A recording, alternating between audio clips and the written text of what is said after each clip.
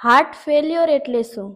Heart failure એટલે એવું લાગતું હશે કે એકદમ બહુ જ સિરિયસ કન્ડિશન કે જ્યાં હાર્ટ ફેલ થઈ ગયું, પણ એવું નથી. હાર્ટ ફેલ્યોર એનો મતલબ કે હાર્ટને જે કેપેસિટીમાં કામ કરવું જોઈએ એ કેપેસિટીમાં હૃદય કામ કરતું નથી, જેને હાર્ટ ફેલ્યોર કહેવામાં આવે છે. હાર્ટને આપણે એક પંપ તરીકે કહી શકીએ કે જે પંપ આપણા શરીરની અંદર લોહીને ફેંકતું હોય છે, પણ હાર્ટ ફેલ્યોરની અંદર એ પંપ બરાબર કામ નથી કરતો હતો.